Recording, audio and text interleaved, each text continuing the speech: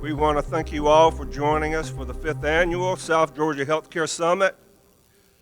We want to thank our sponsors for this event.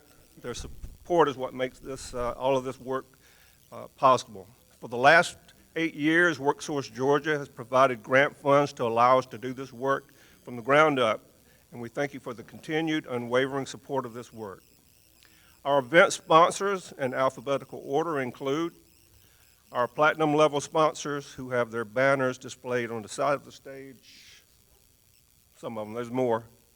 Albany Technical College, Careforth, Clinch Memorial Hospital, Darton Foundation, Georgia Dental, Hometown Health, Hospital Authority of Miller County, LifeLink Foundation, Medical College of Georgia, Southwest Campus, PCOM, Southern Regional Technical College, Wiregrass Technical College.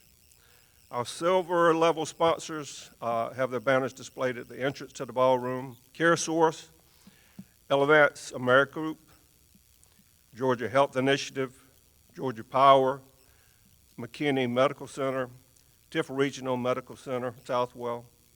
Our bronze level sponsors are 818 Diagnostic, Coffee Regional Medical Center, GPEE, Memorial Satilla Health, Motion Wave, PSIAI, Peach State Health Plan, the Centene Corp, South Georgia Medical Center, the Fellowship Family, and Vashti. Help me give a round of applause for those providing for the meals and the scholarship support.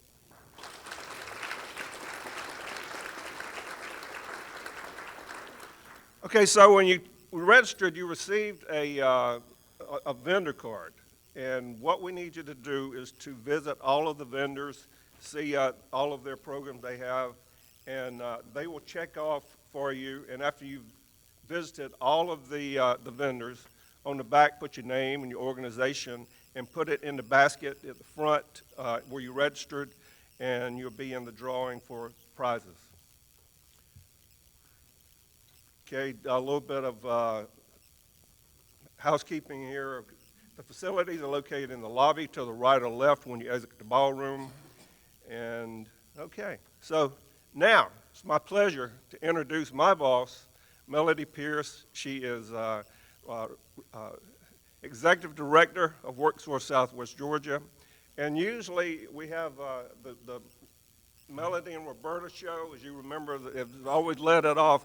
But Roberta unexpectedly is not able to attend today. So without further ado, here's Melody Pierce. Good morning. Ooh, we can do better than that. Good morning. I hope that each and every one of you are as excited as I am for the opportunity to be able to gather, glean from the fountain of knowledge to empower us to continue being the wind beneath our wings, to allow us to continue to soar, to be the best version of who we can be, so we can leave people better than what they were before they saw us, right? All right. Well, on my drive over, I was thinking, what can I say profound to this crowd of individuals? This is our 5th year, and that's very impressive. So the first thing that came to my mind was what my grandmother instilled in me as a child. You always give people their flowers when they can, number one, see it and they can smell it. So on behalf of Roberta and myself and our regions, we want to tell you thank you. Thank you for giving of your time today. Thank you for seeing the value that this event brings to you. Thank you for your support. Thank you for your contributions. I just want to say thank you. And to the phenomenal team that sits to my left, that will be Amy and Jerry and the team that works with them. I'm going to be like the preacher. I'm not going to call all their names. I'm just going to say the team, so it's all encompassing. Is that I appreciate that they see the value in what this event does. I thank our leadership from the Office of Workforce Development, Brendan, who you will be hearing from in a little while. Thank them, because it is a added bonus when you have leadership that rallies behind and believe in what you're doing. It's so we don't have to be like a salmon swimming against the current. We all flow together.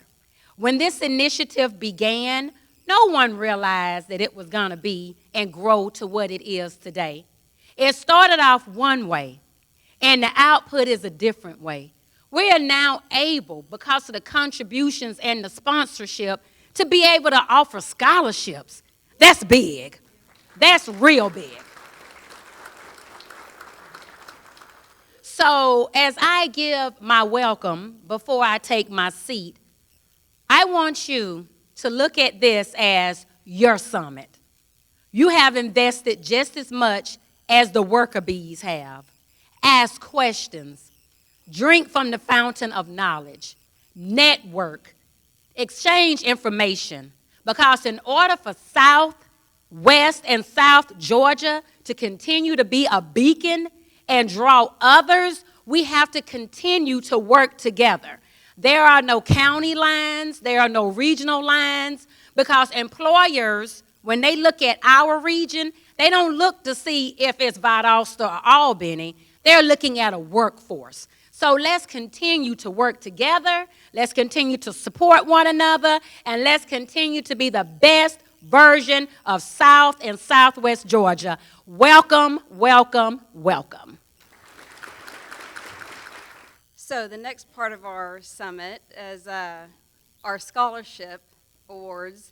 We're super excited to be able to do this for the second year in a row, and that is, again, due to the sponsors that you've seen. You got their posters out here.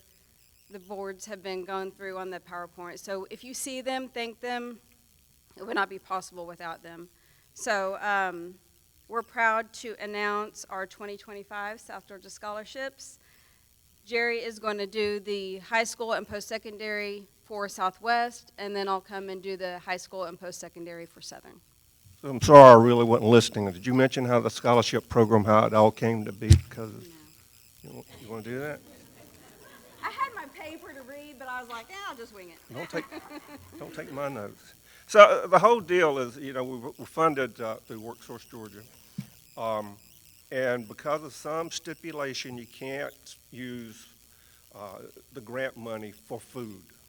So you can't have an event that's going from 10 to 2:30 and not feed you guys. So we said, okay, so what are we going to do? So we'll reach out to sponsors to just pay for the food. And I said, well, okay, we'll do that. But if we have any money left over, what we're going to do? Well, let's start a scholarship program. That sounds so easy, start a scholarship program. But you just don't Google, okay, how do I do a scholarship program? But we had some great partners that knew how to do this. Randy Davis is around with the Darton Foundation. That's kind of his wheelhouse. So he kind of walked us through it. But last year was tough. First time trying to figure out how to do a scholarship program for high school seniors and post-secondary students. This year it was a lot easier because we had one year behind us. So anyway, that's how we did it. And it's grown. This year we had, 11,000? Yeah, we had $11,000 split between our two regions. So that's incredible. That the support that you guys showed us. All right, let me find my notes. Okay, I got mine. You want me to do mine first? Okay. So let's do the high school seniors. We had a really good group turnout this time, and the essays that they did, the scholarship committee, and Amy and I did not pick the winners for this. We had a scholarship committee that looked at everything, and they made all the decisions, and I want to thank them. And like Melody said, we can't name everybody that's responsible because we don't have the time to do it.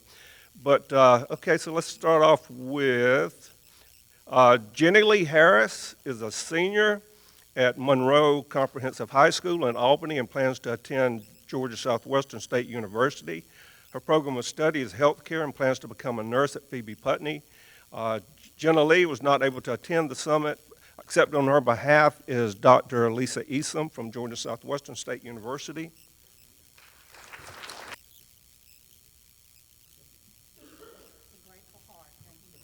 Okay, Sarah Cooper is a senior at Colquitt County High School and plans to attend Georgia Tech. Her program of study is sports medicine and plans to practice medicine in a South Georgia community. Sarah? Do you want to give a 5 or 10 minute speech? Tally Carter is a senior at Lee County High School and plans to attend Georgia Southwestern State University. Her program of study is health occupation and plans to become an ICU nurse. Is Tally here?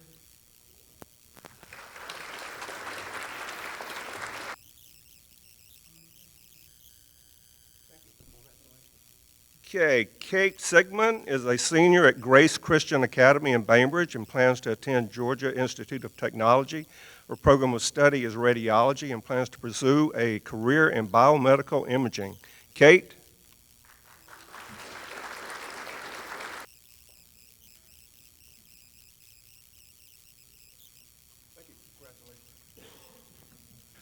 Kendall Meeks is a senior at Colquitt County High School and plans to attend Southern Regional Technical College in Moultrie. Her program of study is LPN RN and plans to become an RN. Kendall?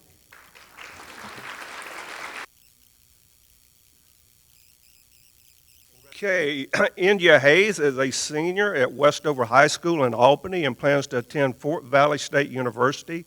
Her program of study is nursing and plans to become a cardiologist. India?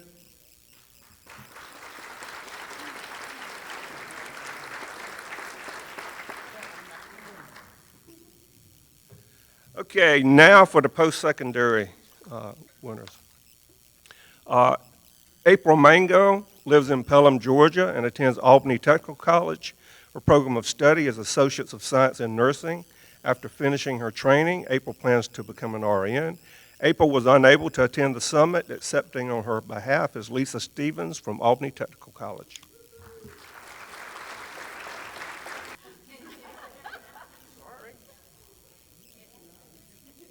Listen, they told me I couldn't tell jokes this time, so, bear with what I've got.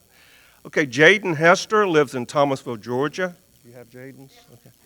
And attends Southern Regional Technical College. Her program of study is Associates of Science in Nursing. After finishing her training, Jaden plans to become a nurse at Archbold Memorial Hospital in Thomasville. Jaden?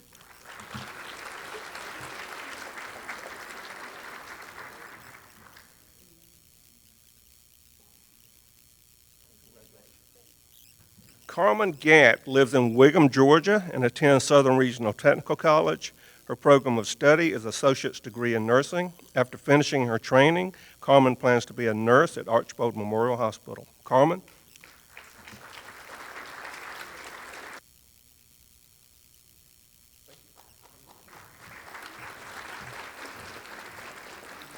Okay, Journey Warren lives in Leesburg, Georgia, and attends Albany Technical College. Her program of study is surgical technology. After finishing her training, Journey plans to work at Phoebe Putney in the operating room on the hearts and vascular team. Journey was not able to attend the summit. Accepting on her behalf is Lisa Stevens from Albany Technical College.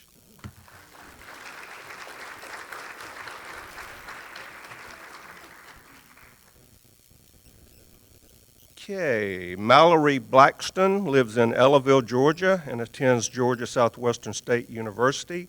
Her program of study is Associate of Science in Nursing. After finishing her training, Mallory plans to work on the med-surg floor at Phoebe Sumter in Americas. Accepting on Mallory's behalf is Dr. Easom, because Mallory was not able to.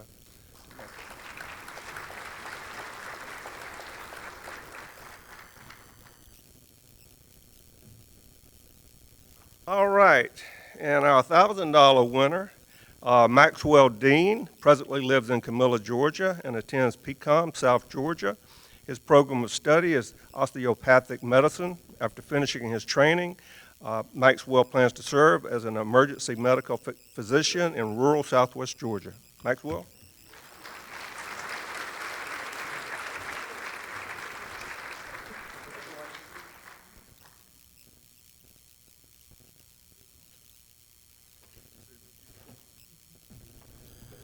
All right, that does it for me.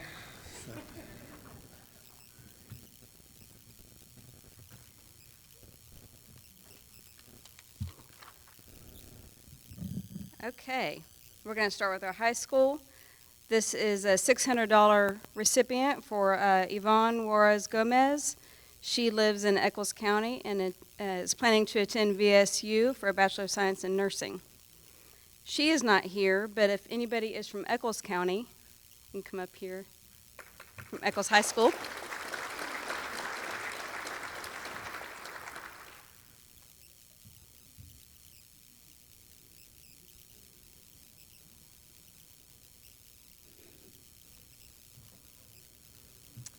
Next we have, this is another $600 recipient, Miss Nyla Strickland. She lives in Clinch County. She plans to go to South Georgia State College for her RN. And just a little note, she's also a volunteer candy striper at Clinch Hospital.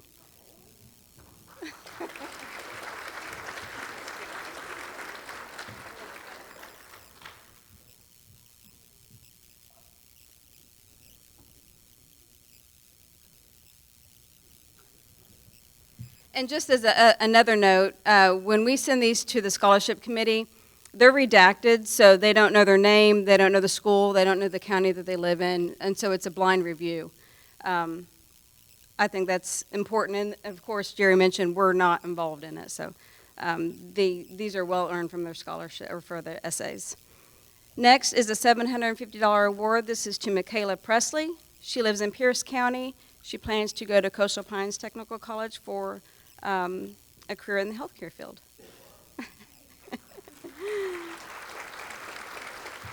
And Michaela could not be here, so if anybody from Coastal Pines.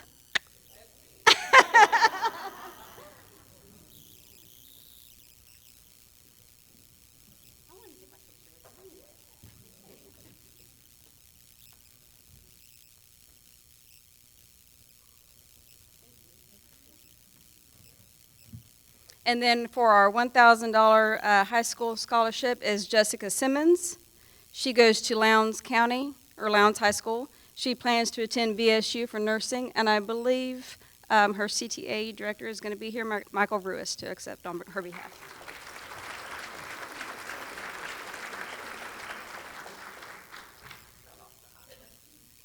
Sorry, Valdosta High. I always get those two mixed up. My apologies. That's okay. Thank you. No, it's not. It's Valdosta High School. Thank you very much. Thank you. I'd like to recognize my board member, Mr. Tyler Howard, here today, and also my awesome healthcare science teachers. Yeah, would you like to say a few words? Thank you.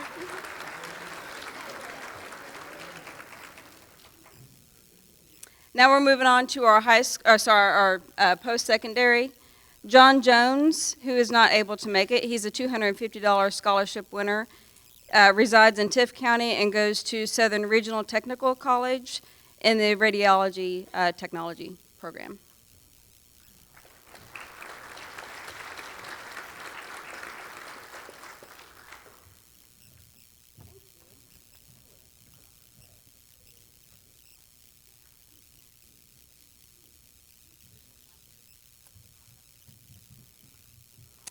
For our $350 scholarship, award goes to Hannah Cox. She lives in Ware County, attends Coastal Pines Technical College, and also the radiology technology program. And Hannah should be here. Yay, okay.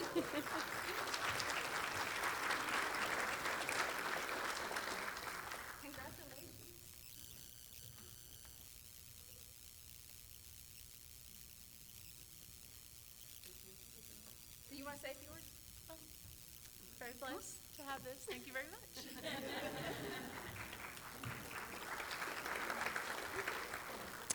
For our $600 scholarship is Fanshawn Horn. She lives in Lowndes County, goes to Wiregrass Georgia Technical College in the Medical Lab Technology program. And she's not here, so Ms. Clements? I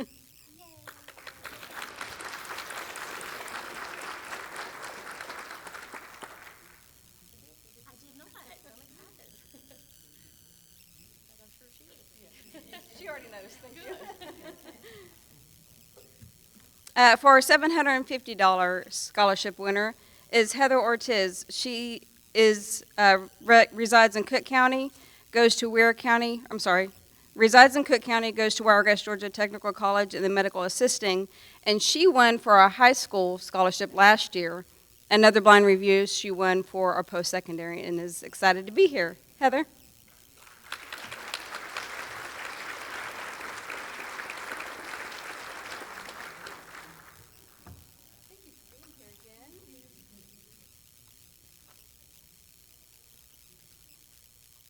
You want to say anything?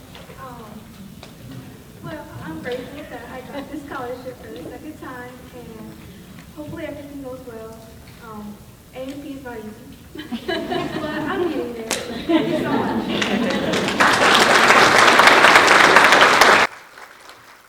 And our final post-secondary scholarship winner is Erica Grant. It's our $1,000 winner. She resides in Brooks County, goes to Southern Regional Technical College in the LPN RN Bridge program.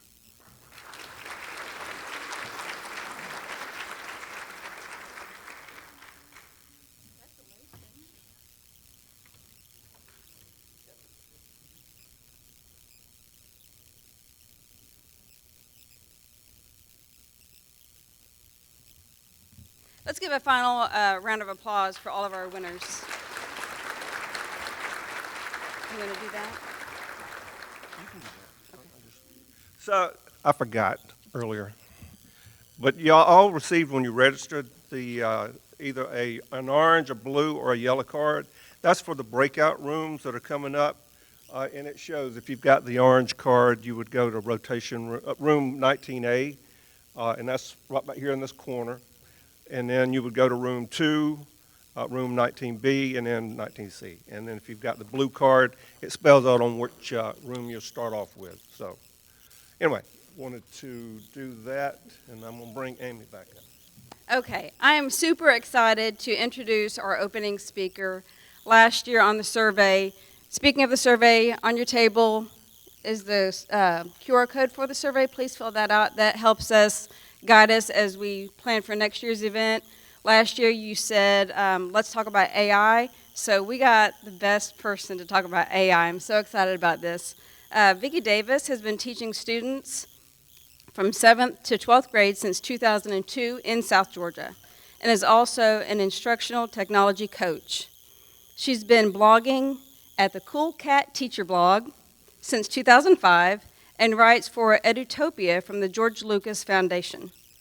Vicki's won a variety of awards, including Top Teacher Blog, Top Podcast Host in Education, and in 2022 and 23, she was named one of the top educational technology influencers in the world by ICS Research. Vicki has a popular podcast, The 10-Minute Teacher, and I love that it's 10 minutes, right? A quick, you got to get the information. And now has a radio and television show in Atlanta, New York City, and other places throughout the country called Cool Cat Teacher Talk. Vicki has spoken at Microsoft about the ethical use of AI, and has also spoken at Google and around the world about the effective use of technology to teach today's students. She's done work for many of the major technology companies as she takes their products and helps provide feedback and share with teachers the practical ways they can use these tools. But most of all, Vicki is in the classroom. She was named her school's star teacher this year, and that award is one of her most treasured of all. So please welcome Vicki Davis. Hello, everybody. I'm so excited to be here today. My students might be excited. I'm not sure. They have a lot of work to do back in their classroom. But we're going to talk about preparing educators and employers to thrive in a world of artificial intelligence. Now, how many of you are sitting with someone at your table and that person is experienced in their field? Point to that person who is experienced. And if you feel experienced, you can point to yourself. Okay, so the great news about artificial intelligence is that if you have experience, that human intelligence is required to unlock artificial intelligence. Artificial intelligence is actually not intelligent at all.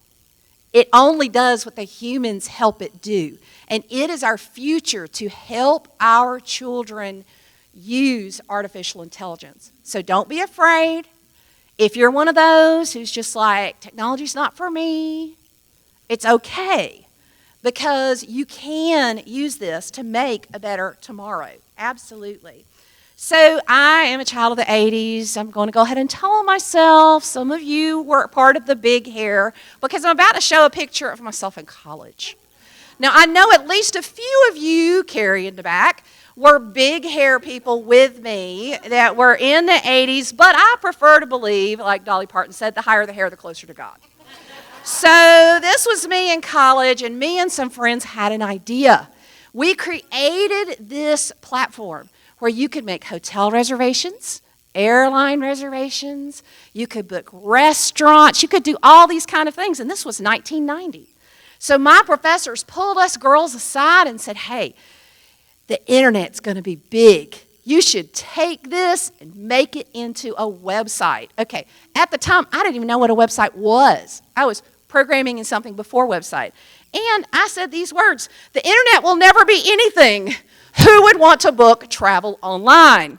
So those were words that I lived to regret in the 1990s. I was like, you know what, me and my friends, we invented Expedia, and we didn't do anything with it. So basically, I was like, you know what, Vicki, giving my self-talk to myself, if technology ever comes along like this again, you are not going to miss out.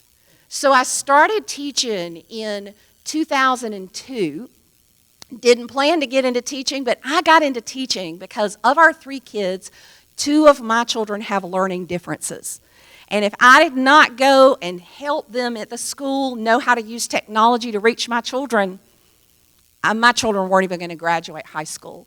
Now, 2 of them have graduated from Georgia Tech, and 1 is just literally right over here, probably asleep in his dorm room in AVAC, loves it, and that's why I got into teaching. So in 2002, I started teaching, but in 2005, I was at the GAETC conference in Atlanta. Changed my life, and I learned about something called Web 2.0. Okay, so that was kind of like the AI of the 2000s. Everybody was scared of it, blogs, podcasts, wikis, me too. And I was like, oh, what is this? I've got to bring it to my students. I don't know anything about it, but I promised myself I was not going to miss out. So I jumped into Web 2. My students helped me name my blog. At the time, I was at a school called the Wildcat, so my students were like, hey, you're cool, and we're the cats, so you be the cool cat teacher. I do happen to have a cat, but I'm not a cat lady. I'm not. So it has changed my life. I'm still in the classroom. I love my students. I teach AP Computer Science principles. First year this past year had a 100% pass rate, was so glad with that. But I still travel and speak and have gotten a chance to have a radio show every Wednesday at 4 in Atlanta. Do a lot of cool, fun things that I bring to my classroom. So there is a book that I recommend if you kind of want to get a handle on this stuff called The Future is Faster Than You Think by Peter Diamandis. And a guy named Ray Kurzweil did the math and found that we're about to experience 20,000 years of technological change over the next 100. That means that you and I are going to experience multiple lifetimes of change, what we call exponential change. So I want you guys to pay attention. All of you who work with students, some of the ways I talk about artificial intelligence are how you can talk to your students about artificial intelligence. We have to make it simple, and we have to help people know that this is something that we can use safely. So I'm also passionate because this is my dad. I live in South Georgia. I came to South Georgia. And yes, some of my friends in Atlanta, I bless you if you're from Atlanta. I have kids who live in Atlanta. I love Atlanta. But when I moved to Camilla, they said, Vicki, you're never going to be anything if you go back to South Georgia. And the good Lord saw fit to let me be a teacher and travel the whole world. I've been to Moscow and South Africa and all the cool places, the Google people. Man, the food there is so good. But this is my dad, and this is my home. And last year, Dad's 82. My mom passed in 2020. Dad got remarried last year. He's up in Dillard right now eating the food. But he stopped feeling good, and he just knew something was wrong. Well, he kept going to doctors and going to doctors and going to doctors, the doctors he loved and he respected. And they kept saying, Mr. Adams, you're 82. That's what's wrong with you. You're 82. Well, I asked him, Dad, I'm the oldest, Dad, do you want to get us girls involved? Do you want to release the hounds, is the word I said. And he said, yes, I do, because I don't feel good and there's something wrong with me and I got a lot of life to live. So we got him in at UAB. My daddy had 2 forms of cancer. He had a carcinoma this big that had started in the fatty part of everything and gone into the colon. It was really rough. But he also had pancreatic cancer, and they caught it early. And they were able to get it all out. And he's now doing chemo at Phoebe. And yes, pancreatic cancer is a killer. It will kill him, but he's cancer-free and he gets some more time at life. Yes. But what AI can do, the greatest potential is not in replacing people. It's in helping people see what they might have missed. Because the hard thing in South Georgia is our doctors and our nurses, they're overworked, aren't they? They're exhausted. How can they keep up with all of these things? You can't fire your way out of a workforce crisis. You have to enable people. We have so many amazing, I love South Georgia. This is my home. It is my place. When we had the tornadoes go through Camilla, my husband and I led the disaster recovery all those years ago when it happened. And I will fight for this place. But here's what you have to remember. Don't make excuses. Because in South Georgia, we're pretty scrappy people, aren't we? We can innovate when we get a burr under our saddle. And we need to innovate, and we need to help all of our children do these things. So I've split today into 4 things. Number 1, we're going to talk about how AI works. Number 2, we're going to talk about the new healthcare jobs that are emerging because of AI. Number 3, I am going to give you my secret. And it is a short one and a little one.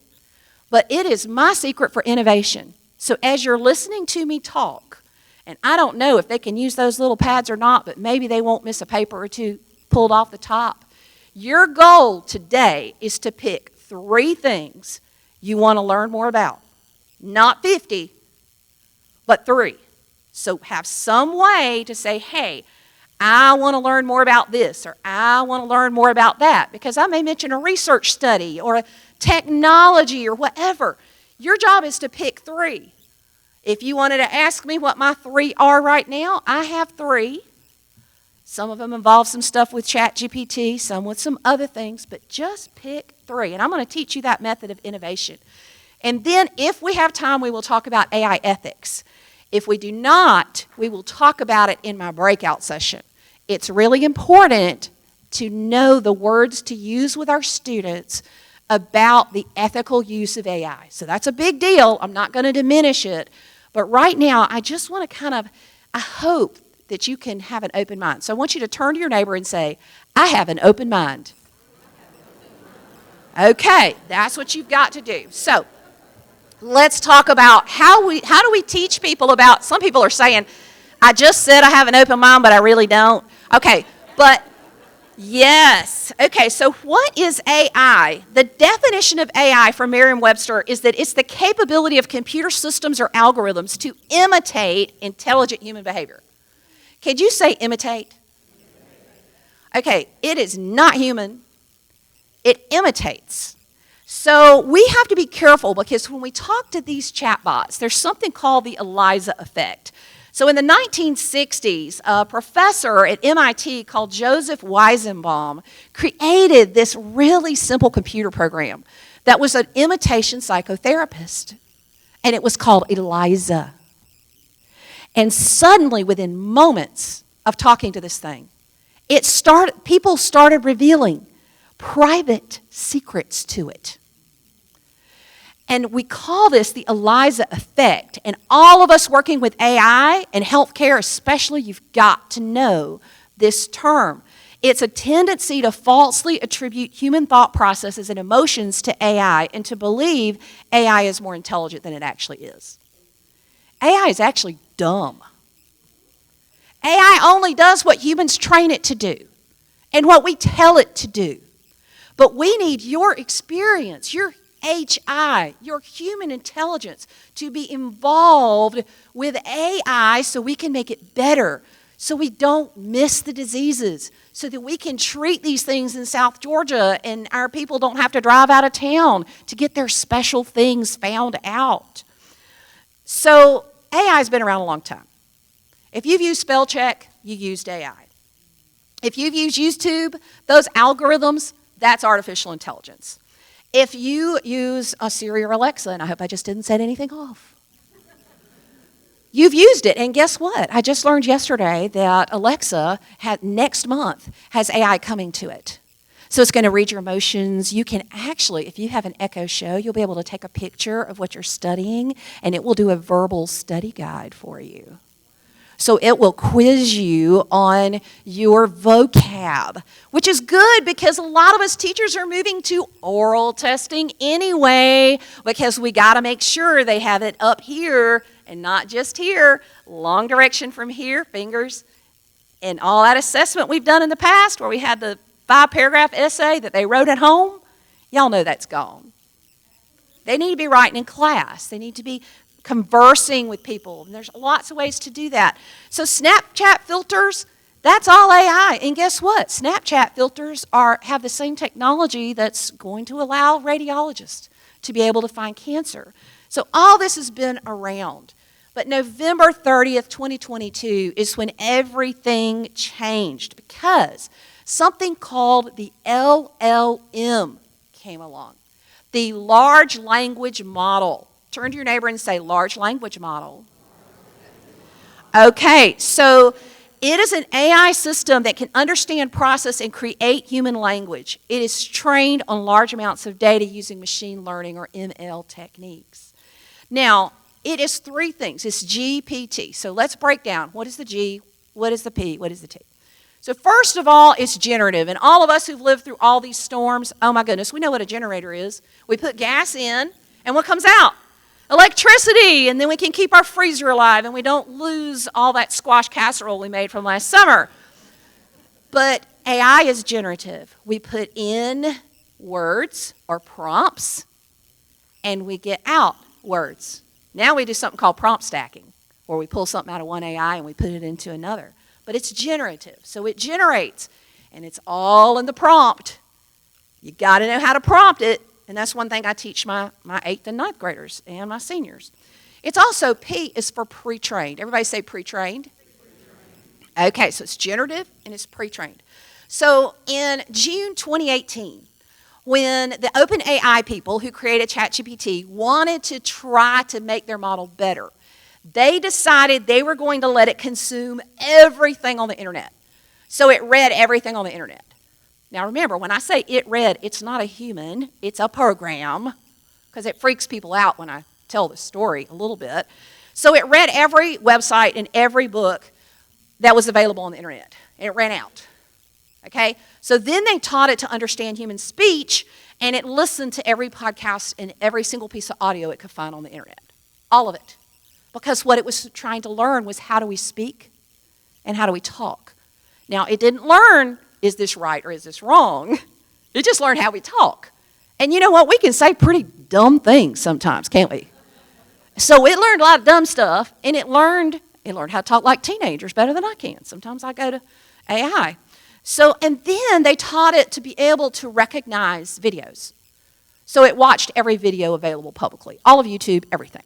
Okay, you'd be a pretty smart person or pretty dumb, depending on how you look at it, if you looked at all that stuff. But all the pre-trained data that went into ChatGPT was basically all of the web. Now, one of the challenges is that AI can have something called a recency bias. Recency bias means we can ignore the timeless principles that have been around a long time and are basically in all of our books that aren't publicly available on the web. So all of you experts, your job is to bring out all of the timeless truths because there is a recency bias in artificial intelligence. There just is. Because think about what it studied. It studied the web. The web is more recent, right? 1990s is when it came out. So then we have the T. T is for transformer. Can you say transformer? Okay, so a transformer, this is what it means, is if you type something in and I type something in, it's going to give us a different answer. Now, especially if you have trained ChatGPT on who you are, it knows who I am, it knows what I write about, or Claude, or whatever tool that I'm using. So it may give you an answer one day and you another answer another day. You can't put a paper into ChatGPT and say, did you write this? One of my students did that when it came out. We were studying it a couple years ago, right? Actually, the January after it came out. And he put his paper he had written in ninth grade and said, did you write this? And it said, yes, I did. And it said, no, you didn't. I wrote it 3 years ago before you were around. It said, oh, I was wrong. No, I didn't. Okay, it doesn't know what it's written. You can't ask AI. And AI detectors, no matter what anybody tells you, they're terrible. They're terrible. You will destroy your relationship with students. Destroy if you decide that your job is to be the AI police. Because you will falsely accuse people. And then there is a bias against your struggling students. Because what happens? You have a student who always spells everything correctly. They have a mom who will check it at home for them. So they turn in something AI generated and you don't catch it. Why? Because they always spell right. Okay? So we can't do that. It's wrong to try to be the AI police. Yes, we talk about it, and we change how we teach because of it. So you could say, okay, let's just block it all, Vicki. Okay, y'all know at the top of Google search, you've got this generative AI at the top. It's interesting to me that Chegg is suing Google because they say Google's destroying their business, and Chegg, we know, has taken a bunch of stuff from a bunch of textbooks. So they kind of built their own model about it. But generative text is everywhere. Well, let's talk a minute about training data. So there's 3 types of machine learning training data. There's unsupervised machine learning. That is what happened in June 2018 with ChatGPT. Then you've got supervised machine learning. So when they went from ChatGPT 3.0 to 3.5, they hired 40 researchers. And those researchers went through and labeled the accuracy of the results. All they're doing is they're saying, hey, this was a good answer, this was a bad answer. Give me more good answers. Okay? That's all it does. That's supervised machine learning. That's what a lot of radiologists are doing right now to try to improve these AI models. And then you have reinforcement, where you try to reinforce it with, okay, this is right, here's some more right stuff, let's reinforce it. So this supervised fine-tuning is so important. So you can fine-tune smaller tasks, specific things like answering certain types of questions or within certain domains. So right now, all these AI tools just know how to talk like us. But we want to create these tools that are going to help us do our jobs better. Because I teach 4 class periods a day. But I also have to turn in my radio and TV show every Friday. I couldn't do it without all the AI editing tools I'm using. It doesn't do it for me, but it helps me. And I'm very grateful too. So this is one thing you have to know, because we have HIPAA, we have FERPA, we have all these things, is that public LLMs, anybody remember what LLM stands for? Oh, some of you do. I'm so proud. You can tell I teach high school, sorry. Large language models. Why are we shocked when they remember? But you have to get them saying stuff. But the researchers who are training it for accuracy can see every single thing you type in there. Now, the exception, and this is why a lot of people are using Claude by Anthropic, is they have a lot more privacy protections. It does not mean that you can still put private HIPAA-related type things in there, but it does mean that it's not going to save it. So if you're using it to create like a generic, I'm going to always send this letter to this type of person, yeah, it's great. And you can train it to write like you. The United Kingdom has just done a contract with Anthropic to provide Claude to all of their government employees. This is a strategic decision that companies are making and schools are making, because we need to be able to provide private places for all of our employees to be able to use AI. And then I have to warn you about DeepSeek. Under no circumstances should you have DeepSeek on your phone or your laptop. This is out of China, and they basically trained it using ChatGPT, all their stuff. Okay, and the problem with DeepSeek is that all the data is stored in China. You give them full access to all of your devices. You give them access to your camera. You give them access to your microphone that they may access at any time. Your biometric data, and basically they will download your whole hard drive and put it in China, and it's immediately accessible by the Chinese government. Okay? So if you want to give up all your intellectual property, if you want to give up all your banking information, you get DeepSeek. But basically DeepSeek, what they've done is they've given away ChatGPT Pro for free. So our kids are downloading like crazy. One of the fastest banned software programs in history is DeepSeek, and it should be banned everywhere. And I'm not a big banner. I'm not a big person to go ban stuff. But this is one of those, and I've caught some grief for it, and I don't care. It's not the right thing to have on our computers. So companies can license AI for their organizations. My hope and prayer for us in the state of Georgia is that the state government will figure out what AI can they license for use by state employees so all of their data can be kept confidential and they can use it. Because the deal is it's so useful, and our state employees are overworked. Who's not overworked? Name somebody who's not overworked. Raise your hand if you're not overworked. Okay, everybody's overworked. Even our high school students are overworked. Okay, we all have too much to do. So we need our schools, our high schools, our colleges need to license AI. And UCLA, they licensed ChatGPT for all of their researchers and students. And they said, hey, everybody, we want you to use it, but this is a private form of ChatGPT, and we can monitor all your chats. That's the way to do it. We're going to have to do it, and we need to provide it. So the other thing I want to mention is as we're interacting with AI, people could say, oh, AI is not biased. AI is a computer. Computers are not biased. Yes, computers are biased because they're trained by biased human data. They are biased. So you have to report the bias the moment you see it. So when I'm teaching AI art in a particular program I'm not going to name, and I say generate pictures of airline pilots, and they all look like one type of person, listen, I got so frustrated. I was generating AI art for my podcast, and every time I said I wanted a classroom of kids using computers, their skin tone was all mine. I had a problem with that. I have a diverse classroom. Our classrooms are diverse. So I immediately said, and I'm not very nice to ChatGPT. I know some of you probably aren't either. I said, you are being biased. My classroom is diverse, and I want to represent diverse people. You have got to do a better job. Okay, now about 4 weeks later, and I always say you've got to report this to your researchers. I'm actually pretty sure that works. So I was like, I am reporting you for bias. So you've got to do that. You've got to tell it, and you've got to tell it strong. You are biased. Tell it how it's being biased so that hopefully those researchers, which is a lot more than 40 now, will go and take a look at it. So that's our responsibility. Now let's talk about exponential change right now.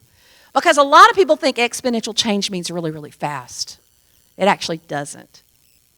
Exponential change means really, really slow and all of a sudden fast. That's what it means. So we're going to look at a pond, right? We all understand ponds because we're South Georgia. Now this lily pad represents a new AI technology of your choice. It could be any kind. And that pond on day one has one lily pad. Came from somewhere else probably. This could be your hospital, this could be your school, it could be whatever. And so I have one lily pad. Now every lily pad makes another lily pad every day in this particular exponential model.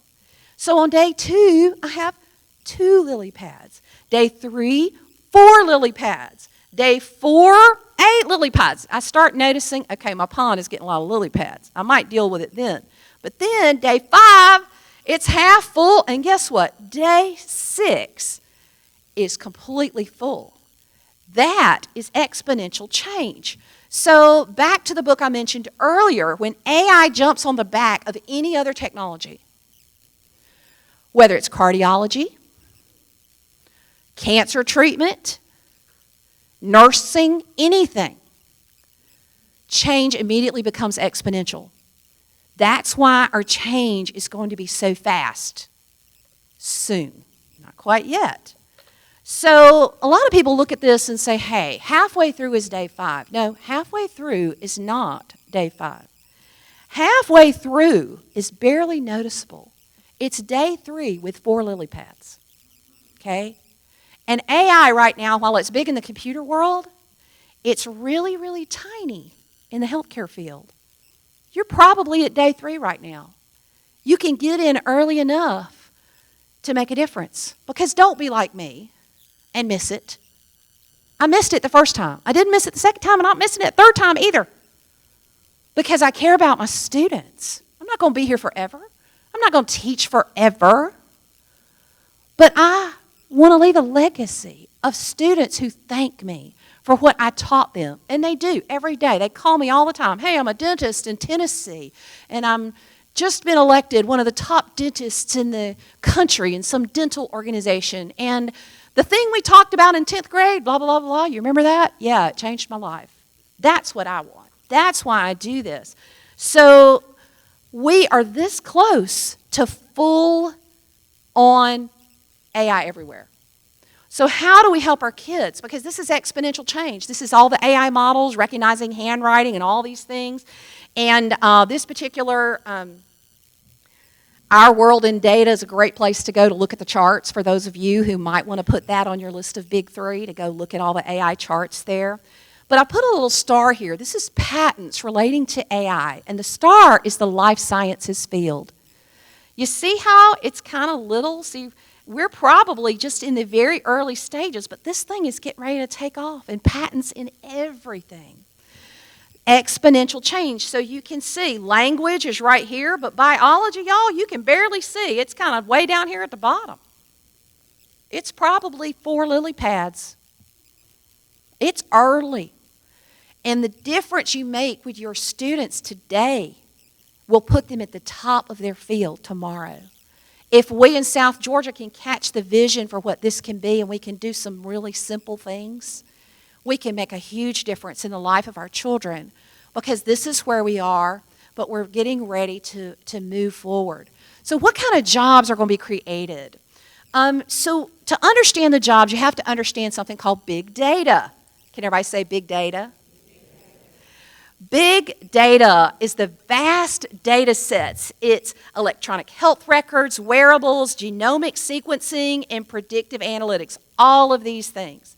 So how many of you have a smartwatch or a smart device? You want to hold it up? Show them off. Yeah, there we go. 454 million of these right now. 92% use it to improve and track their health, fitness. Everything from heart rate, oxygen levels, sleep data, and lives are being saved with people wearing these watches and Whoops and Fitbits and all of the devices that are out there. Smartphone apps for consumers. There's a couple of them out for skin cancer. They're not great. I'm going to talk about why in a minute, but they're getting better. The Aura Ring. Do I have anybody who has those? Those are kind of really early. They say you can't really lift weights with them very well, but a lot of people who struggle with sleep use them to diagnose their sleep issues. So the Aura Ring, a lot of folks love to use those. Okay, I'm embarrassed to give this example, but a guy from Stanford's invented the smart toilet. So those of you who really, really don't like the idea of having a colonoscopy, you're going to one day be able to buy a smart toilet that's going to examine the things you do daily and figure out if you either have colon cancer or if you're getting sick. Call your doctor and says, hey, your toilet has called me and you are getting the flu, right? But it's being put into everything. And 78.4% of people in a particular research study admitted that they are willing to use ChatGPT for self-diagnosis and health-related purposes. I'm not going to ask you, but if you ask your students, they're using it all the time. Okay? So people are willing, the ELIZA effect, remember? People are willing to talk to it, and they think it's private. Then you've got genomic mapping. Genes, this is a big deal, because we're going to be able to have customized medicine and exponential change here in genes and gene therapy. So even more technologies we're not going to go into. Human exoskeletons. People will be able to walk, brain-human interfaces, BCIs, robotics for surgery. They're saying in a place like South Georgia, you're going to be able to program a robot to do some kind of weird surgery your doctors never really do.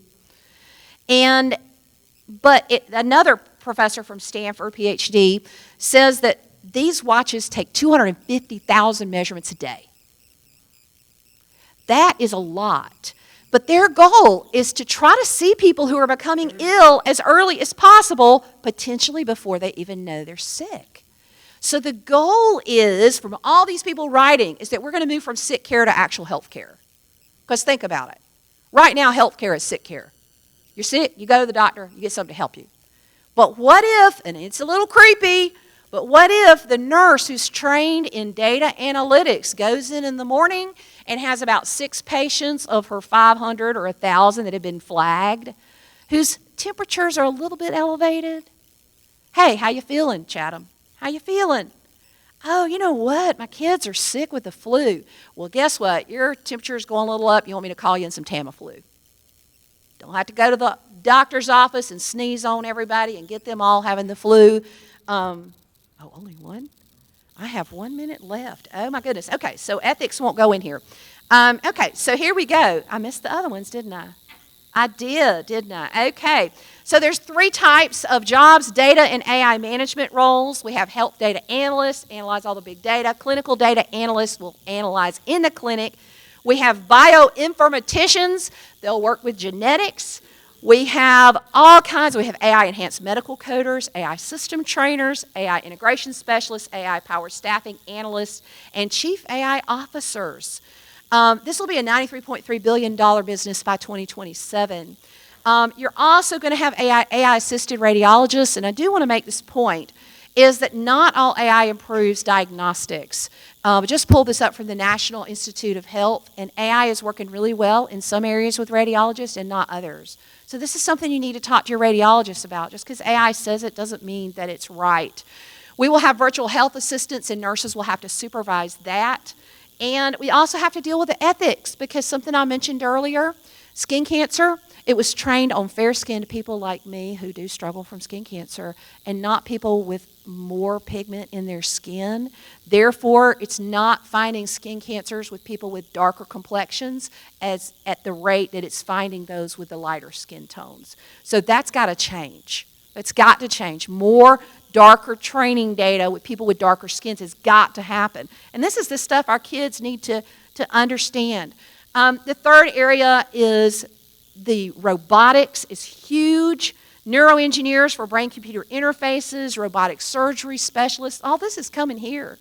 This is not Emory and all these other, this is coming here. And y'all, I think looking at the stats, 4 to 5 years. People you're training now, it'll be here. So let me give you my Innovate Like a Turtle, and then what I'm going to do is the last piece of this where I talk about how to teach with it, I'll do in my breakout. So here is my simple method of innovating. Your big 3. Keep a list of 3 things you want to try. Just 3. Not too many, just 3. 2 times a week, try something new for 15 minutes. That's it. You don't have any more time, you're too busy. And then 1 time a month, teach something you learned. This is the only way. I have built my whole career on this. This is how I get up, I fly to California, I talk at Google, I fly back home, and the next day I'm teaching high schoolers. It's Innovate Like a Turtle, and I'm from South Georgia, so I'm not super fancy. It works for me. But, so 3 things to try, 2 times a week, 1 teaching moment a month. And this is the Japanese term Kaizen. There's actually a whole lot of research on change and change management that slow change is the only way that it works. Now, I've got a lot of other things to share, but that'll go in my next session. But the thing I want to encourage you is that the time to act is now. Our students need interpersonal skills more than ever. AI can't interact with other humans, okay? They need to understand technology. They need to know how to work together. But y'all, I have a dream for South Georgia that we are not mediocre people. And the rest of the world can look down on their nose at us and say, hey, if you move to South Georgia, you're not going to be anything. I mean, you got gnats. And my thought is, yeah, the gnats keep away the people who don't belong here. Because I'm okay with gnats. I can deal with gnats. But, y'all, we have such opportunity And we are still so early that there are a few things that I can teach you, and you need to be modeling, okay, there is a right way to use AI. The last thing I'll say is just be really careful. Never anthropomorphize AI. If you're calling your Siri or your Alexa a he or a she, stop it immediately. Our children need to know that AI is an it. It is not a he or a she. It is an it. It is a tool. It should serve humans, and we should hold it accountable. But if we do that, I think there's a great opportunity that people like my dad and my mom and your dad and your mom and your children can live here, and they don't have to travel so far away to have some weird disease that nobody can figure out. That's something we can give our nurses and give all of the folks. And it starts with us being open-minded ourselves. So this is the QR code. It will give you a copy of all my slides. I've also got some links on there, how you can follow. I know Darton Foundation I have a webinar I'm doing with them for 2.5 hours for 2.5 CEUs that's coming up, and you can get a credit on the registration. It's not much. So if you want to learn more, like detail how to use it in a classroom, then you'll get today. The QR code is, I think, right over there in the corner. So thank you guys for being such great listeners today, and I look forward to getting to meet all of you. Thanks. So we're going to start our first breakout session in 5 minutes. I think coffee and food is still out there for a light breakfast if you want to see the vendors. And then the breakout rooms are along this back corner back here, 19A, B, and C. So just check your card that's in your bag to see which session you go in first. Thank you. My name is Trace Akins. I'm from Moultrie, Georgia. To be an organ donor, it would make my family really proud to see something of me live on in someone else. I want my legacy to be me being there for someone who really needs me and helping someone out that really needs help, hoping that they will continue that legacy within themselves and do that with their friends and family. Well, good morning. That was our video from LifeLink Foundation. We love good stories, right? So my continued story gives everybody the opportunity to talk about why they became an organ donor. Only 1% of people who sign up to become an organ donor actually give because of medical reasons. So I'm Sammy. I am one of the public affairs coordinator at LifeLink, and I specialize in youth education. So I go out to things like schools, resource fairs, and career fairs and educate youth on organ and tissue donation, as well as dispel any myths that might be going around. All right. And we thank you for your time. I'm Evelyn Ledbetter with Hometown Health. Got to meet most of y'all at the table. It was great to be here. This is my first time here. I'm the Director of Education. I'm here on behalf of Hometown Health University. We have over 700 accredited courses. We don't do bachelor's and master's and that sort of thing, but we target healthcare professionals with certifications that need continuing education credits. We're accredited by ISET, so Georgia Board accepts all of our credits. We also have some specialty certifications like patient access and patient access specialists. So we work with technical colleges to work with the associates program to specialize some of their allied science programs so that the student can leave with the associate's degree and then go apply for a job at the hospital immediately. So that's what we do. Come see me. I've got course catalogs. If you have any questions, I'm here. Thank you. Thanks for having me.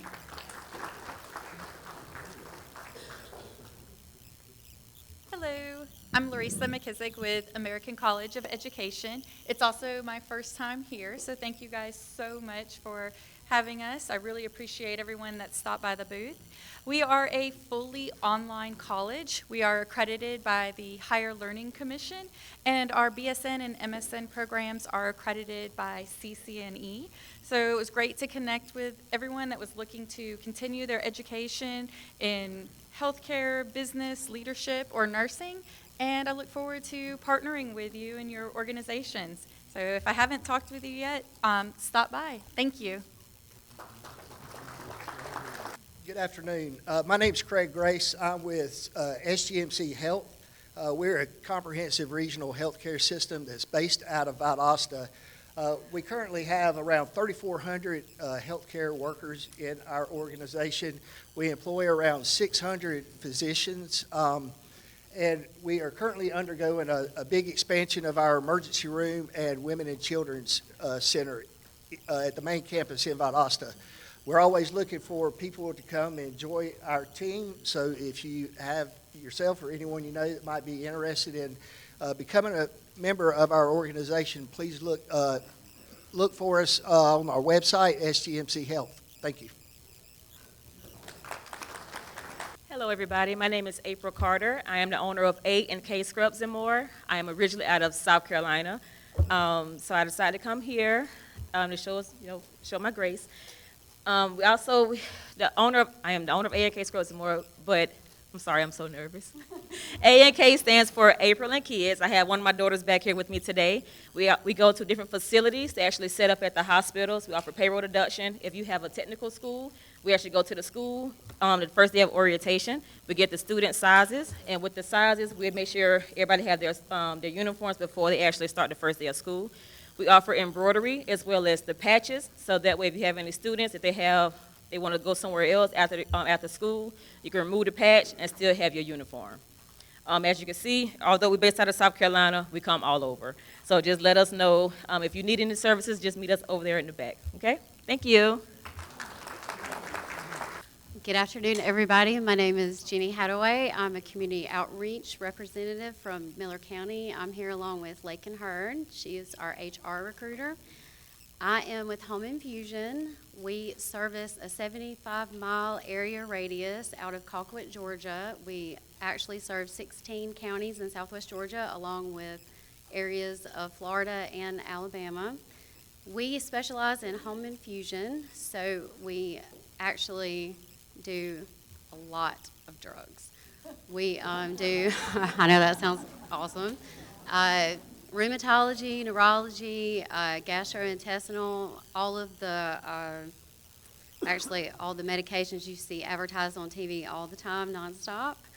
We are actually trying to make it easier for patients to have access to get these infusions at home instead of having to drive so far to Atlanta and hours, and make it easier for them at home. So I'm here on behalf of Home Infusion. Please stop by our table to get some more information. This is our first time here, and we are very happy to be here. Thank you. Y'all have a great day.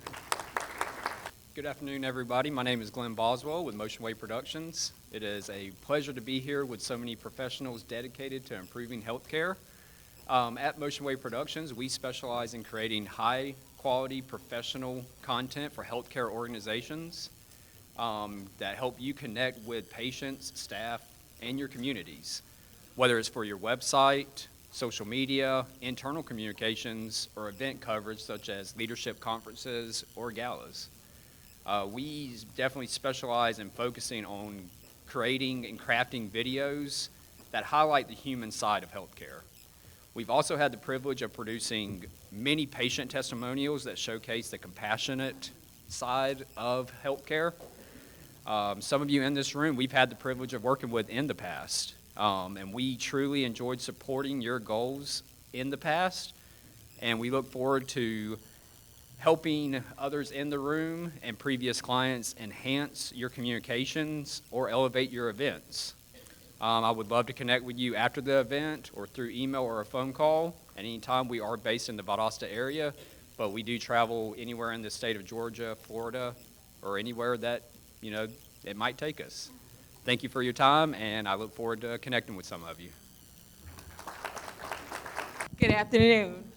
My name is Katina Bell, and I am the admissions counselor and recruiter at Albany Technical College.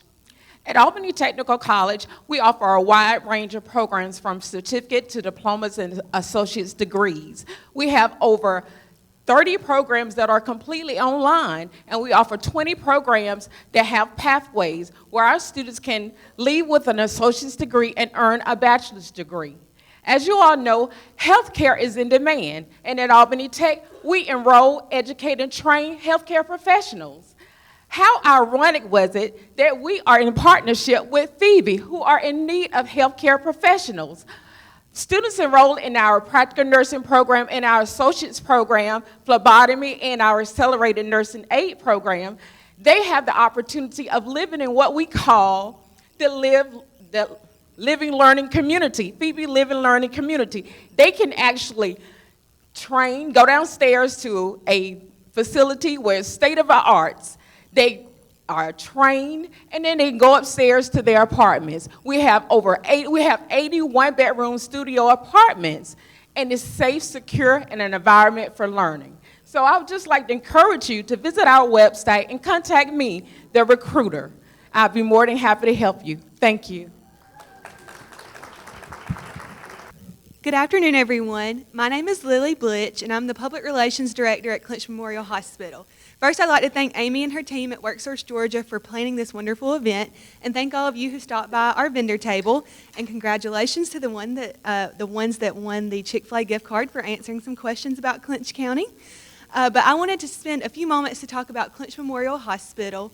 We are a 25-bed critical access hospital located in Homerville, Georgia. This is in between Waycross and Valdosta, and we offer a wide range of services from lab services, radiology, to our comprehensive swing bed program that includes vent trach weaning. We are very creative at Clinch Memorial Hospital and have a lot of unique opportunities. We have several high school interns. We have partnered with several of the technical colleges here today to serve as a clinical site. And another thing that I just wanted to share that's fairly new to Clinch Memorial Hospital is we have an activities of daily living room, which is an apartment that allows our physical and occupational therapy patients to receive therapy that's very similar to their home setting. And then another thing that's really exciting that I'm excited to share is we have a new patient healing garden that was funded by the Rural Hospital Stabilization Grant. But we recently had a wedding on Valentine's Day. One of our ventilator patients, his daughter, wanted to get married before he went to the nursing home. So we told them that we had a wonderful, beautiful space, and they were able to get married right there at our facility. So like I said, that's an opportunity for our staff to enjoy our healing garden, our patients enjoy the healing garden, and the community. So that's just one exciting thing that I wanted to share with you all. But if you have any questions about Clinch Memorial Hospital or want to partner with us in any way, we would love to speak with you at our vendor table, or you can reach out to us anytime. Thank you. Good afternoon. My name is Arwynthia Simmons. I am the HR coordinator at McKinney Medical Center. McKinney Medical Center is a federally qualified health center. That means that we receive federal funding to service the uninsured, and insured populations. Our main site is in Waycross. We're a county, but we also service Brantley County, Charlton County, Camden County, and Bacon County as well. Our mission is to collaborate with our communities to provide excellent health care to everybody. We are currently in the process of We're recruiting medical doctors and also administrative staff, healthcare staff, and also we have medical assistants, LPNs, and medical secretaries. So if you are interested or know someone who would be interested in any of our career opportunities, please stop by our table. You can contact myself or our recruitment and retention officer, Mr. Frank Bannerman. Thank you. Good afternoon, everyone. My name is Tamika Daniels, and I am the Community Relations Representative for Peach State Health Plan, joined today by Ms. Christine Rogers, who's also a Community Relations Representative. And Peach State Health Plan, for those of you all who don't know, is one of the Georgia's 3 care management organizations. Basically, what we do is manage Medicaid for Georgia families, Peach Care for Kids, and also Georgia Pathways. Peach State is a comprehensive program that provides extensive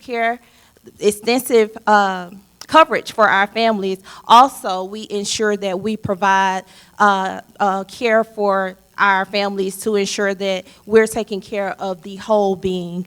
We are available to partner with any organizations in our communities. We cover Southwest Georgia, Southeast Georgia, and also part of Central. For those who have any family-facing events going on in your community, we're happy to come out. We're happy to partner with you. We're also happy to sponsor any events that you may have. So feel free to reach out to Peach State. We do a lot of great work in the community, and we love to partner with other organizations who's doing great work as well. Thank you. Good afternoon. I'm Randy Davis. I'm the Executive Director of the Darton Health Professions Foundation. Thank you to Jerry and Amy at WorkSource Georgia for all that you guys do and for letting me be a part of it. I get excited every time you guys call me. For more than 50 years, the Darton Health Professions Foundation, formerly known as the Darton State College Foundation, has proudly been promoting education and even more specifically the health professions. Annually, we provide more than $100,000 of scholarships to deserving students in the Southwest Georgia region and promote education in various ways, support educators, support training events such as this, and personally, we teach high school students and college students how to find funding for their education so they're not dependent on student loans. We also teach them how to tailor their essays and financial literacy for the new college graduate, regardless of where they're at. And we teach continued education units for the health professions as well as educators. So Jerry and Amy sniped Vicki from me this year, but that's okay. I'm not going to be deterred. We are doing artificial intelligence in the teaching and education, a journey to, well, you see the bulletin over there. There's a QR code to sign up if you choose to register. We just launched it today. If you use the promo code DHPF, you get 20% off. So that's $20 for 2.5 hours of continued education units that are accredited, and that's good for today. You will receive your CEU certificate via email, and if for some reason you can't attend, because we do know that schedules get tough, the virtual will be recorded, so you'll be able to review it at different times. So thank you so much for allowing me to be here and share what we do. Good afternoon, everyone. Thank you, Amy, for the invitation. My name is Dr. Carla Pennington. I'm the South Division Director of Sales and Community Partnerships for CareForth. What we do is we support caregivers. You probably stop by our table. If not, we would love for you to stop by our table. We have our banner over here. You can scan the QR code to learn more about CareForth. But what we do in supporting caregivers is that our founder, Byron Hensley, was taking care of his family members, and he went to the state legislation in Massachusetts and said, do y'all have any type of programs through the state to help care for the caregivers? Because I'm trying to work, I'm trying to take care of my loved ones, and I need additional support. So when he went before the state legislators, they said, okay, let's start structured family caregiving. So CareForth, we are the pioneers of structured family caregiving. We introduced it into all the states that you may have heard of structured family caregiving. We brought it into the state of Georgia in 2019. And so we are growing and we're thriving. Some of the things that you may want to know about eligibility to be a part of the Structured Family Caregiving Program is that you have to be 18 years of older if you're the caregiver or the recipient. You have to live in the same home. The caregiver cannot work at the time that you are eligible for the program, but we work really closely with Georgia Medicaid. So if you have the EDWP waiver, whether that's the CCSP or the SOURCE waivers, then we're able to activate you on our program. If you do not have those waivers, we do not turn anyone away. We have Medicaid support specialists in-house that can help you with that Medicaid application. But once you are activated and you're in our program, we do have a mobile app where our caregivers can communicate with a care coach. So while they're talking to their care coach, we're helping relieve that caregiver stress and burnout, and we're educating them on whatever the diagnosis is of their loved one. So if they find out their loved one has dementia, they want to know how to take better care of their loved one at home, they have that care coach that they can communicate with. So if you have any questions about CareForth, just remember we help support the caregivers. We're in the home, well, they're not in the home, they are in the home, but we're helping them through our mobile app. Also, they do daily check-ins, and so if you have any questions, feel free to scan our QR code, stop by our table and talk to us. It is a tax-free stipend that they are paid. They get that bi-weekly through their mobile app. So if you have any questions, we have plenty of literature for you all, and we appreciate your support. Thank you. Good afternoon. My name is Doug Patton, and I am proud to be the Associate Dean for the Medical College of Georgia here on the Southwest campus. Our main campus suite is in Albany. but we have sites where we train and educate medical students that go from the Florida line all the way up to LaGrange, Noonan, and then back down to Macon and beyond. We actually have crossed over I-75, broken new ground over in Douglas and Fitzgerald just this year. I ran a generative AI report for a 60-second speech on what to say about MCG Southwest. Unfortunately, I clicked deep research and it's still running, so I didn't quite learn all the lessons from Miss Vicki this morning. First of all, I also want to thank Jerry and Amy and your boards for putting this event on. It's been 5 great years. It's gotten better and better every year.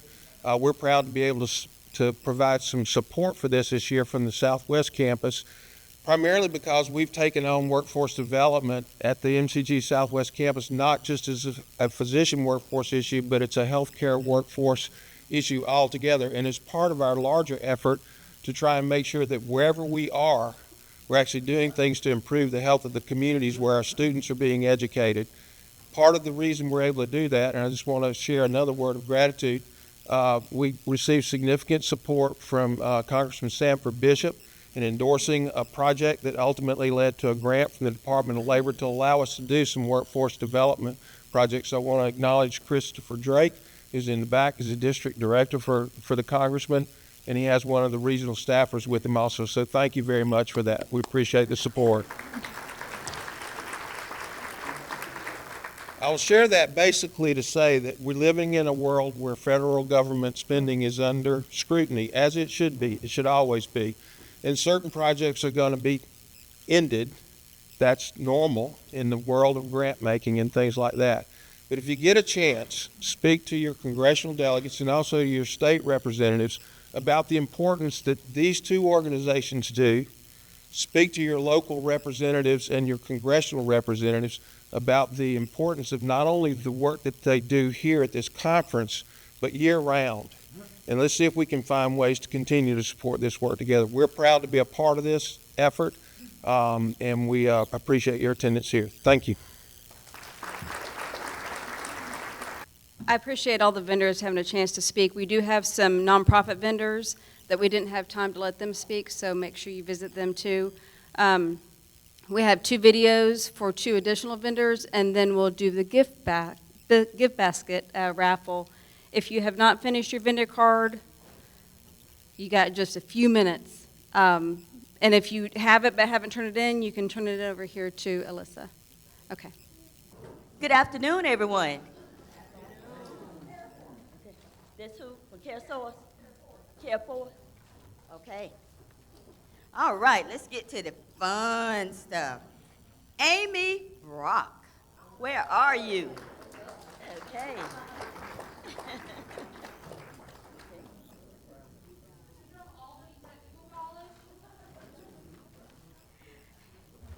And it goes to Jennifer Ray.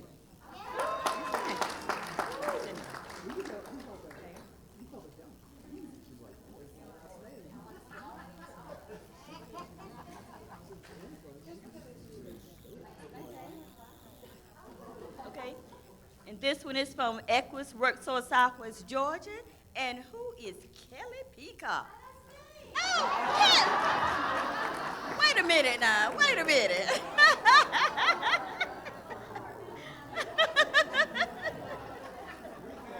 Wait a minute. Let me see your name tag. Wait a minute. Okay. Okay. Who is that from?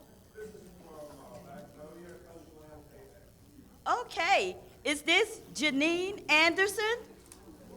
Okay. I'm sorry if I mispronounced your name. I'm sure you still gonna come on up and get your gift. Okay. Okay. All right. June Woods. June, where are you? All right. Okay. ETC Schools. Okay. Shirley Ingram. I'm only kidding. Sabrina Phelps. Sabrina.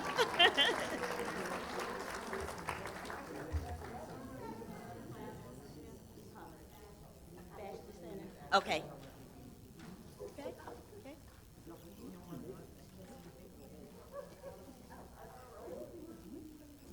Okay, you said Vashti Center. Okay, is this Natisha Caldwell? Caldwell? All right, I'm about to say going once, twice, gone. Okay.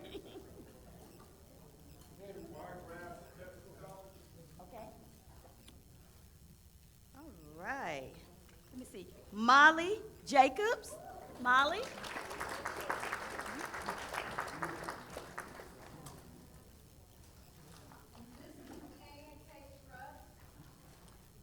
Okay, Amanda Menard. Amanda. Okay. Okay. All right. Carrie Boyette. Carrie here? Okay. Peach State? Okay. Lisa Eason? Lisa, all right.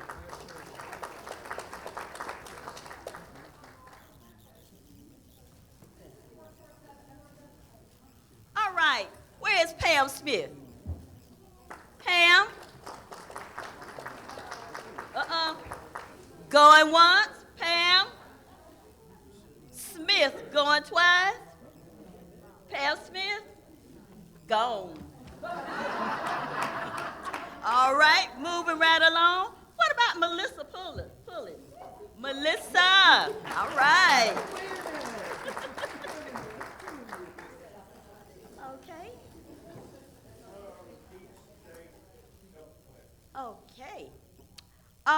Ruth Crockett, are you here, Ruth? Come on, Ruth.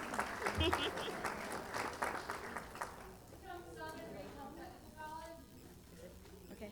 Okay. Shannon Jones. Shannon, all right. That's right. Shake it up. Shake it up. McKinney Health Center. All right. Is Kelly registered here? Kelly.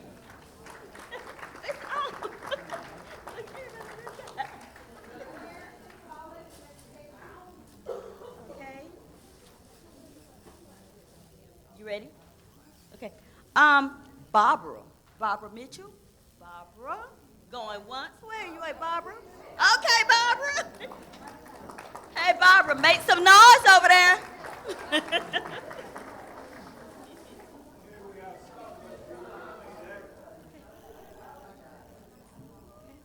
Southwest Georgia. Okay, Panise Mosley, are you in here? Oh, Lord. Going once? Okay.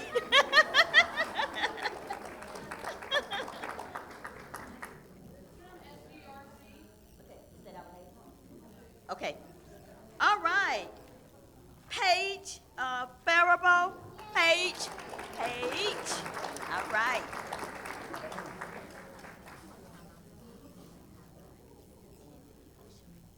Okay. Okay, where is Andy? Wisham? Andy? Going once? Andy. Going twice? Andy. Gone. All right, moving right along. Where's Valerie Bell? Valerie? Here's Valerie.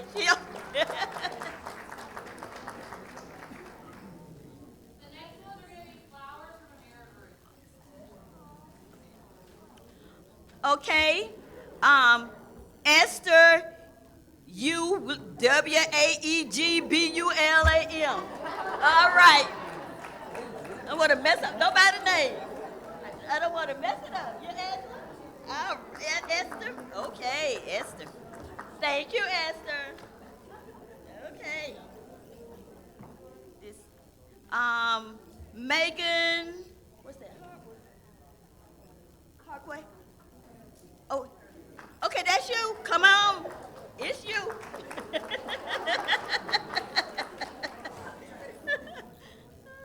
Thank you, Megan. All right.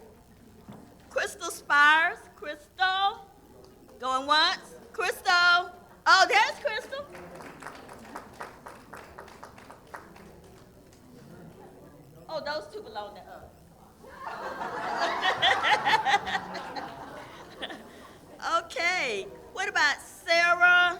this Drew, Sarah Drew. There's Sarah.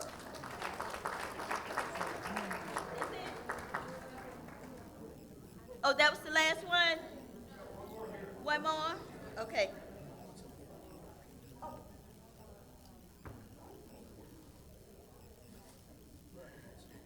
Okay.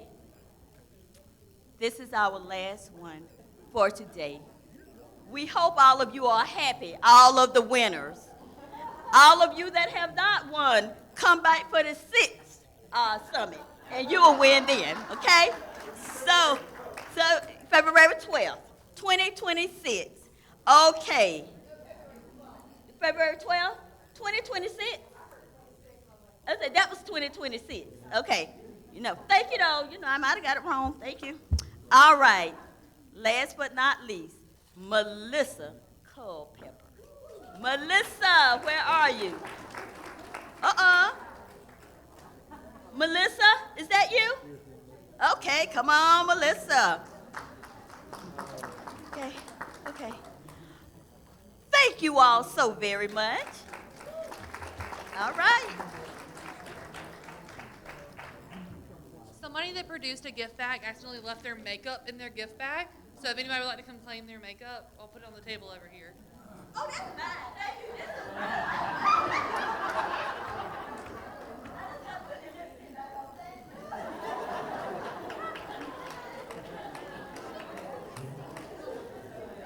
All right, let's give it up for Miss Shirley Ingram and Charlene Brinson. Our next breakout session, we're 2 minutes late, so you can head to your last rotation and come back for Brandon Ona, who will be our closing speaker. Well, before I get started, I just want to, thank Amy and Jerry, Melody, and I know Roberta couldn't be here, and everyone that put together this event. We've been coming. A round of applause for them, actually. I've been coming to this event pretty much every year except for last year, and every year keeps getting bigger and bigger and bigger, and that means a lot. That's really hard to do, and especially given that throughout that time, healthcare and the challenges healthcare has faced have also grown, and so thank you for your commitment and the partnership that you guys put together for this. So it's good to be here again this year, and hopefully they'll be kind enough to invite me back next year. I'll tell you a little story. A couple of years ago, or last year actually, I was in Washington, D.C., and I was with a group of leaders from all over the country that work in workforce development. And we spent hours talking about the challenges and opportunities in workforce development. We spent hours talking about how industry and workforce needs have changed. Like much of the country, Georgia's in a unique position. We have record job growth, still record job growth, and we have record low labor force participation. That means there's a lot of we have a lot of jobs, but a lot of people that have barriers to enter those jobs. And so in my role, I spend a lot of time talking industry, EVs, distribution centers, IT, healthcare, and that was all just last week. But I would say by far healthcare is the most challenging. And we know that because we've talked about these issues over the years and we talked about them today. But going back to when I was in DC, we did have a moment where somebody said, does anybody have good partnerships with their healthcare industry? And I was able to say, well, we do. South Georgia does. Georgia does. And I was telling them about this event and how not only do we have industry at the table, we have workforce development, economic development, community leaders. We have folks that are at the very senior levels of the industry, and we also have frontline workers. We give out scholarships for the new group of our workforce that will be leading the industry in the years to come. And that doesn't happen throughout the rest of the country. And I really want us to take a moment to think about the work that we've done thus far and everyone who's in this room. So I promised I'd keep it a little short today, but I wanted to take time not talking about necessarily who's in this room, but who's not in this room. So I see a couple of people here that I recognize. So this past year, we've spent a lot of time, my team and I, going around the state and holding what we called LIFT roundtables, leveraging innovation and fostering talent. It was an idea that came about because of the COVID-19 pandemic. So during that time, like I'm sure a lot of you remember, there was a lot of interest on rebuilding the workforce. A lot of people had to leave the workforce. We had record numbers of retirement. Young people that we historically would see enter the workforce were entering at much lower rates. And then everyday people, just because of everyday life, couldn't hold down or couldn't keep their full-time jobs because of elder care and child care and transportation and just the rising costs of life. Forced many two professional working households down to one professional working household. And so part of the challenge that my bosses gave to the team and I was we have to figure out how to rebuild this workforce. We have record job growth. We have people coming, big companies that are creating jobs in parts of the state that we would have been lucky to have a new car wash in, right? And that's another thing that I learned about traveling the state is the number of new car washes that have landed here in Georgia, especially in Northwest Georgia. If you go up there, don't worry, your car will be spick and span by the time you leave. Even the Buc-ee's has the world's largest, anyway. But with that, we decided to create these roundtables. And so what we did was we brought together groups of people that had never been brought together in the same room before. We had our adult education partners, our workforce partners, economic development partners, state and local and regional partners in these rooms. And it was interesting because in many cases, these people worked on the same street. They worked in the same building. And we even had a couple of people, I won't say where we were in the state, that worked in the same office for decades and had never worked together on a project to rebuild the workforce. Or just worked on a project in general, right? And I see a lot of nodding heads because we know that. We know where that comes from. And so with that, we set a really ambitious goal as a part of that project, where with this funding that we were given, we were going to identify, engage, reemploy 1,200 individuals in Georgia who have left the workforce and get them into a quality, meaningful job. It was a very ambitious goal. Typically, we set a goal of 600, 800. So in many cases, this was doubling that. But the stakes were really high. The number of people that had left was really high. And so we brought people into the room. We did this all over the state. And the lesson that I learned from that was, yes, we had a lot of people in the room that had never worked together before. But it wasn't about who was in the room. It was who was not in the room. We spent a lot of time during those sessions trying to talk about who was not in that room, that we represent, that we serve. We looked over labor market information and economic data. We looked at student surveys and industry surveys and feedback and analysis.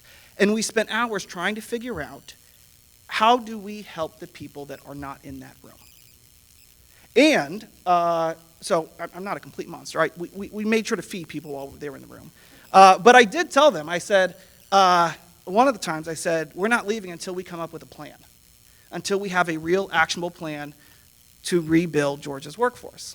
And I even offered a Chick-fil-A meal, kind of like what we had earlier today, to one of the campus police, and so they parked them right out of the room. And but the truth is that anybody could leave at any time. But here's the thing. After that day, we left with a plan. We left with a plan where we understood what each other did. We understood the environment that we were in. We knew what jobs were being created in our communities. We knew who we needed to contact. And we worked that plan. And so what I'm really excited to say is we met our goal. In fact, we exceeded that goal. So we were supposed to serve 1,200 Georgians. The number I was emailed this morning has us over 2,000 Georgians. We are going to double. Thank you. We're going to double that number. Well, double the original goal number.